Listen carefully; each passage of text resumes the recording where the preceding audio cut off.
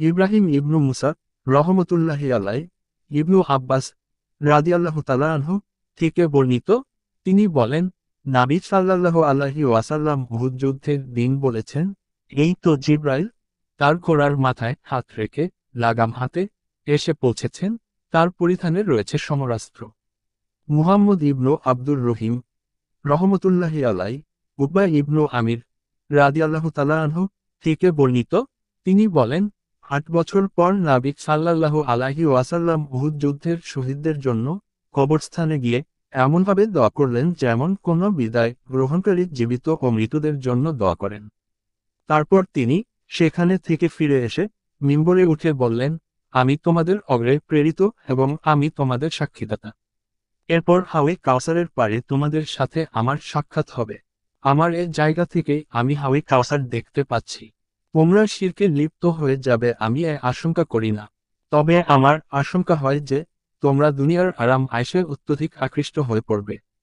আব্দুল্লাহ ইবনু মুহাম্মদ রহমতুল্লাহি আলাই জাবির ইবনু আব্দুল্লাহ রাদিয়াল্লাহু তাআলা আনহু থেকে বর্ণিত, তিনি বলেন, এক ব্যক্তি উহুদ যুদ্ধের দিন রাসূল সাল্লাল্লাহু আলাইহি ওয়াসাল্লাম কে বললেন, আপনি কি মনে করেন আমি যদি শহীদ হয়ে যাই তাহলে আমি কোথায় অবস্থান করব? তিনি বললেন, জান্নাতে।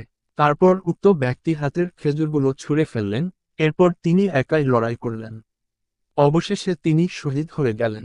কুতাইবা রহমতুল্লাহি আলাই জাবির রাদিয়াল্লাহু তাআলা আনহু থেকে বর্ণিত, তিনি বলেন, রাসূল সাল্লাল্লাহু আলাইহি ওয়াসাল্লাম আমাকে জিজ্ঞেস করলেন, হে জাবির, তুমি বিয়ে করেছ কি? আমি বললাম, হ্যাঁ। তিনি বললেন, কেমন, কুমারী না অকুমারী? আমি বললাম, না, কুমারী নয়, বরং অকুমারী। তিনি বললেন, কোনো কুমারী মেয়েকে বিয়ে করলে না কেন? সে তো তোমার সাথে আমোদ প্রমোদ করত। আমি বললাম, ইয়া রাসূল সাল্লাল্লাহু আলাইহি ওয়াসাল্লাম, আমার আব্বা উহুদের যুদ্ধে শাহাদাত বরণ করেছেন এবং রেখে গেছেন 9টি মেয়ে। এখন আমার 9 বোন।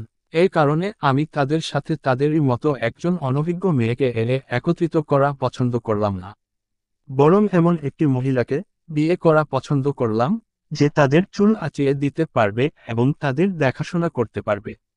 এই কথা শুনে তিনি বলেছেন, ঠিক করেছ। আব্দুল আজিজ ইবনু আব্দুল্লাহ রহমতুল্লাহি আলাই সা'দ ইবনু আবু ওয়াক্কাস রাদিয়াল্লাহু তাআলা আনহু থেকে বর্ণিত, তিনি বলেন, উহুদ যুদ্ধের দিন রাসূল সাল্লাল্লাহু আলাইহি ওয়াসাল্লাম এর সাথে আমি আরো 2 ব্যক্তিকে দেখলাম, যারা সাদা পোশাক পরিহিত অবস্থায় রাসূল সাল্লাল্লাহু আলাইহি ওয়াসাল্লাম এর পক্ষ হয়ে তুমুল লড়াই করেছে। আমি তাদেরকে পূর্বেও কোনোদিন দেখিনি এবং কোনোদিন দেখিনি। আমর ইবনু আলী রহমতুল্লাহি আলাই ইবনু আব্বাস রাদিয়াল্লাহু তাআলা আনহু থেকে বর্ণিত, তিনি বলেন, আল্লাহর গজব অত্যন্ত কঠোর ওই ব্যক্তির জন্য যাকে নবী সাল্লাল্লাহু আলাইহি ওয়াসাল্লাম হত্যা করেছেন এবং যে ব্যক্তি রাসূল সাল্লাল্লাহু আলাইহি ওয়াসাল্লাম এর চেহারাকে রক্তের রঞ্জিত করেছে তার জন্য আল্লাহর গজব অত্যন্ত ভয়াবহ। বুখারী শরীফ 7ম খণ্ড মাগাজি যুদ্ধাভিযান